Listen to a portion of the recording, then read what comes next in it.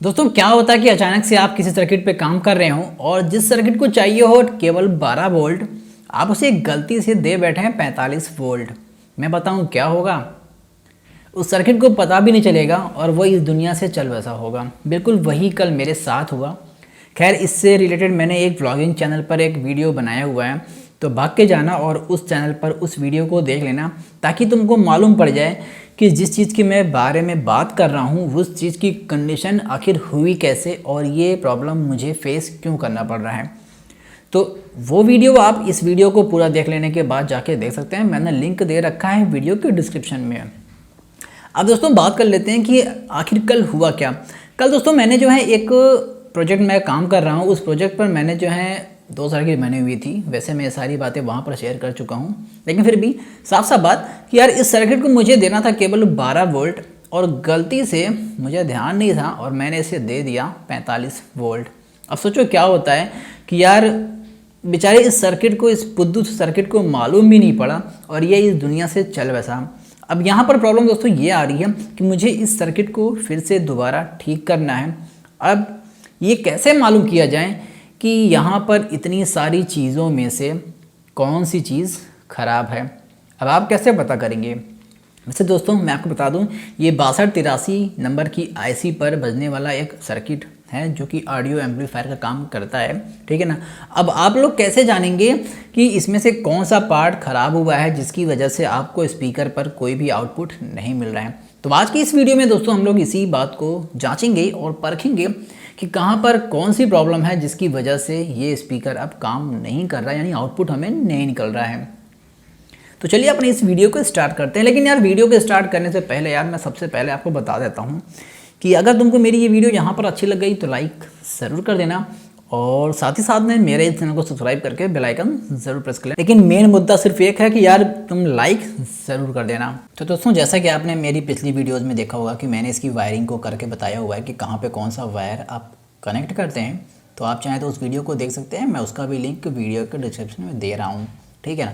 तो यहाँ पर दोस्तों मुझे पावर कनेक्ट करना है 12 वोल्ट, जो कि ये रहा, और ये रहा इसका मेन कैपेसिटर। यहाँ पर दोस्तों जो इसका ब्रिज रेक्टिफायर है उसका यूज़ नहीं हो रहा है, क्योंकि इसका यूज़ हम सिर्फ तब करते हैं जब आप इसमें एसी वोल्ट दे रहे होते हैं, वो भी 12 वोल्ट का एसी करंट, ठीक है ना। ध्यान रहे एसी करंट। तो यहाँ पर मैं डीसी यूज़ कर रहा हूँ, तो ब्रिज रेक्टिफायर को मुझे टेस्ट भी नहीं करना है, यानी इन चारों डायोड को मुझे टेस्ट नहीं करना है, क्योंकि करंट यहाँ से होके गुजर ही नहीं रहा है। अब मुझे टेस्ट करना है यहाँ से, यानी कि इसके मेन कैपेसिटर से। तो साथ ही साथ में दोस्तों इसकी आईसी पर भी हम नज़र डालेंगे और बाकी के जो कंपोनेंट्स हैं दोस्तों उन पर भी एक बार नज़र ज़रूर डालेंगे। तो दोस्तों यहाँ पर जो है मैं सिंपल सा एक स्पीकर यूज़ कर रहा हूँ। वैसे मैं बहुत ही छोटा स्पीकर यूज़ कर रहा हूँ, बस एज अ एग्जाम्पल। तो यहाँ पर दोस्तों हुआ क्या कि जैसे ही मैंने कल इस पर 45 वोल्ट डाला, तुरंत ये फ्यूज़ हो गया और मालूम भी नहीं पड़ा कि कब में ये फूक गया, ठीक है ना। अब दोस्तों अगर इसमें कंडीशन ऐसी होती है कि अगर आपकी दोस्तों ये आईसी सही होती, अगर मान लीजिए ये आईसी सही होती, तो ये जो कैपेसिटर है इसमें जब भी हम 12 वोल्ट का पावर सप्लाई अब देंगे तो ये तुरंत के तुरंत डिस्चार्ज हो जाना चाहिए। लेकिन अभी क्या हो रहा है कि ये आईसी ख़राब है, जिसकी वजह से क्या हो रहा है कि जो भी इसमें 12 वोल्ट की पावर सप्लाई जैसे हम लोग देते हैं, तो ये जो कैपेसिटर है ये डिस्चार्ज नहीं हो रहा है जैसे ही पावर सप्लाई हटा लेते हैं तब।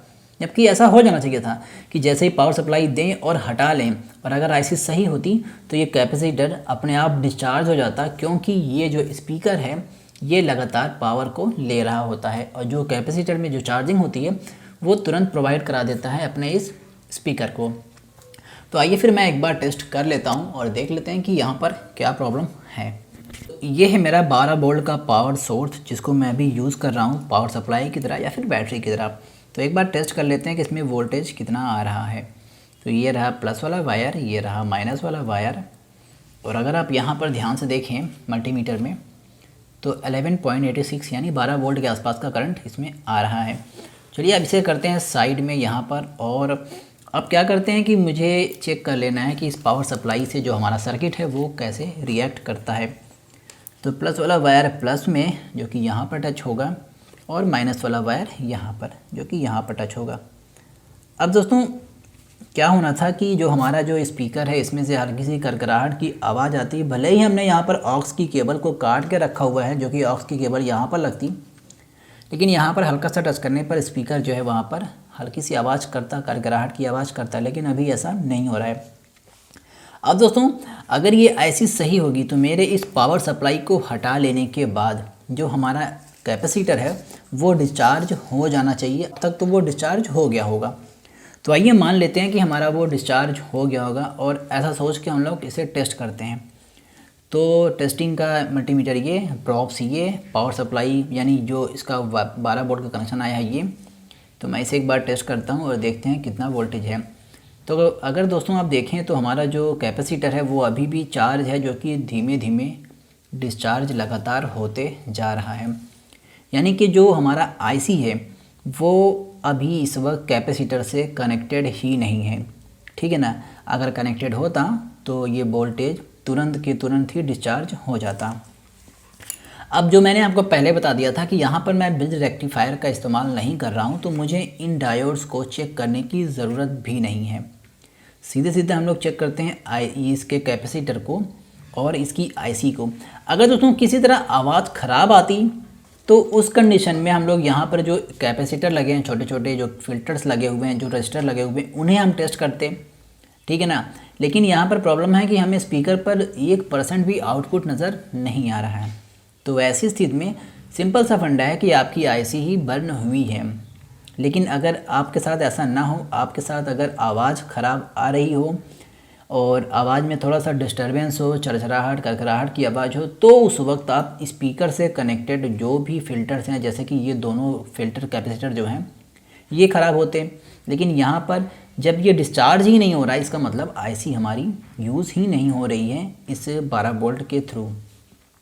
तो अब आईसी को टेस्ट करने का दोस्तों कोई तरीका तो होता नहीं है, आपको पता है। लेकिन फिर भी अगर मैं यहाँ पर सर्किट को देखूँ और आपको समझाऊँ, तो जो ये कैपेसिटर के जो पिन्स हैं ये सीधा यहाँ पर कनेक्ट होते हैं आईसी की फर्स्ट लेग पर, जो कि प्लस वाला है, और जो माइनस वाली जो कैपेसिटर की लेग है वो सीधा कनेक्ट होती है यहाँ पर, आई थिंक 7th पर। तो कुल मिलाकर के जो कैपेसिटर यानी 12 वोल्ट का जो पावर है वो सीधा हमारी आईसी पर आता है। अगर ये किसी डायोड से हो करके जाता तो वहाँ पर मैं डायोड को चेक करता, लेकिन कंडीशन वही कि अगर डायरेक्ट पावर जो है सीधा आईसी में ही आ रही है तो हम लोग आईसी को टेस्ट करते। लेकिन अब आईसी में फंडा ये है कि हम आईसी को टेस्ट करें तो करें कैसे। तो कुल मिलाकर के इसकी जो आईसी है वो ख़राब हो चुकी है। अब दोस्तों आप लोग इसमें आईसी को चेंज कैसे करते हैं। फ़िलहाल मेरे पास एक आईसी स्पेयर में मैंने कल जो है मेरे पास आ गई है, इसका नंबर है 6283, आप यहाँ पर देख सकते हैं। तो इसे मुझे इसके साथ रिप्लेस करना है और उसके बाद टेस्ट करते हैं कि ये काम कर भी रहा है या फिर सिर्फ ये मेरा एक वहम है। तो यार आप किस तरह से इसे डिसोल्ड करते हैं मुझे नहीं पता, लेकिन मैं कैसे इसे डिसोल्ड करता हूँ वो मैं आपको यहाँ पर आज दिखाने वाला हूँ।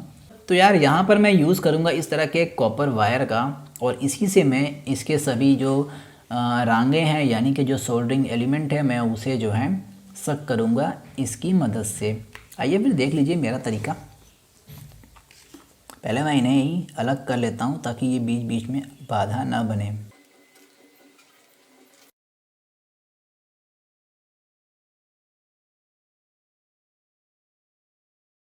फिलहाल यहाँ पर मैं इस तरह के 8 से 10 वाट की सोल्डरिंग आयरन से मैं इसे डिसोल्ड नहीं कर सकता हूँ।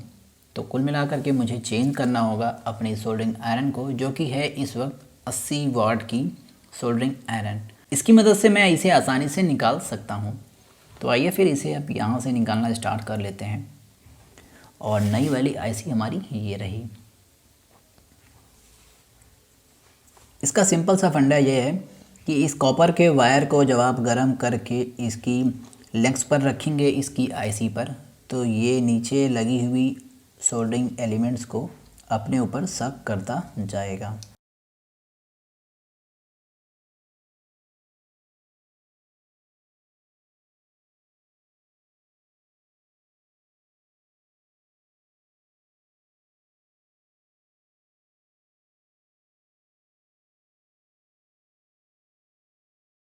तो कुल मिलाकर के अब जो है दोस्तों ये डिसोल्ड हो चुकी है। यहाँ पर अगर आप देखें तो अच्छी तरह से हो चुका है।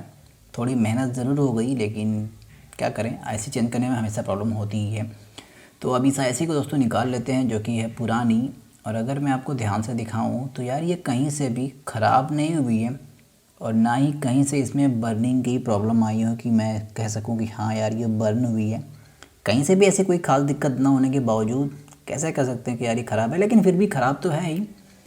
तो इसे कर देते हैं हम लोग साइड में, जो कि आप यहाँ पर देख सकते हैं। एक बार फोकस हो जा,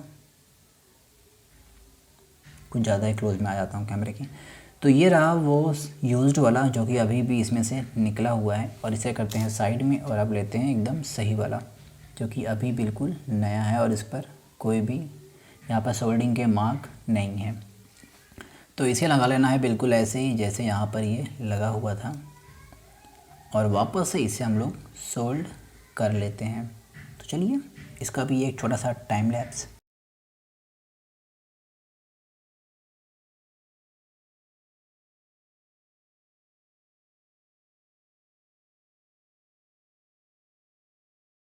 अब यहाँ पर हम लोग इसे टेस्ट करने वाले हैं क्योंकि आईसी मैंने फिट कर ली है।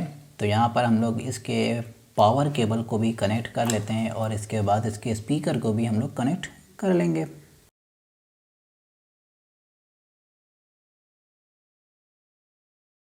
अभी दोस्तों यहाँ पर मैं ऑक्स केबल का कनेक्शन नहीं कर रहा हूँ क्योंकि मुझे सिर्फ चेक करना है कि स्पीकर पर कोई आउटपुट हो रहा है या फिर नहीं।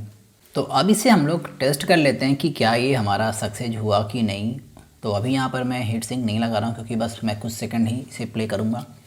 तो ये रहा हमारा वापस से 12 वोल्ट का पावर सप्लाई, जिसमें से प्लस वाला प्लस में और माइनस वाला माइनस में। कोई दिक्कत नहीं है, अब ये हो गया। अगर आप आवाज़ सुने तो आपको आवाज़ एक आ रही होगी, सुनिए। तो हमारा जो स्पीकर दोस्तों है वो आउटपुट देना स्टार्ट कर दिया है। अब चेक कर लेते हैं कि क्या जो मैंने आपसे कहा था कि अगर आईसी सही होगी तो आपको आपके कैपेसिटर पे जो पावर जो चार्ज हुई रहती है हर वक्त, वो चार्जिंग हट जाया करेगी। तो आइए फिर चेक कर लेते हैं इसे भी। तो अभी अभी मैंने इसे हटाया हुआ है और अब चेक कर लेते हैं कि यहाँ पर पावर कितनी है। तो अगर आप देखें तो केवल 1 वोल्ट और उससे भी कम का पावर यहाँ पर बचा हुआ है। मैंने प्रॉप्स को उल्टा पकड़ा है इसलिए आपको माइनस में वहाँ पर वैल्यू दिखाई दे रही है, अब प्लस में हो जाएगी। तो आप देख सकते हैं कि हमारा जो सर्किट है वो पूरी तरह से काम कर रहा है। इसके बाद हमें कुछ नहीं करना है, ये मैंने सिर्फ एक टेस्टिंग वीडियो बनाई थी कि किस तरह से आप कैसे पहचानेंगे कि आपकी जो आईसी ख़राब है या फिर और कोई चीज़। मैं एक बार फिर से इसे टेस्ट कर ले रहा हूँ।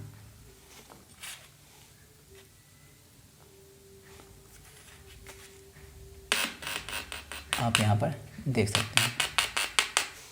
तो यार सही मायने में अगर देखा जाए तो आईसी में कहीं से भी कोई भी ऐसा डिफेक्ट नहीं मालूम पड़ता है देख करके। कहीं से भी बर्निंग का ऑप्शन नहीं है, कहीं से भी कुछ फूला हुआ पिचका हुआ टूटा फूटा कुछ भी नहीं है।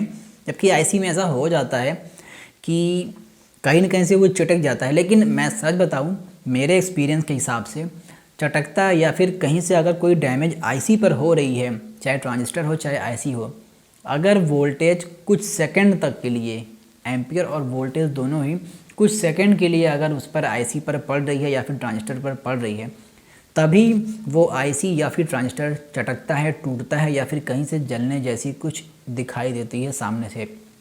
लेकिन अगर बहुत ही माइक्रो सेकंड के अंदर ही कोई आईसी या ट्रांजिस्टर उड़ गया तो इसका मतलब है कि आपको वो कभी भी मालूम ही नहीं पड़ना, क्योंकि हीट होने से पहले ही आपकी वो आईसी या फिर ट्रांजिस्टर ब्लास्ट कर जाएगी अंदर ही अंदर।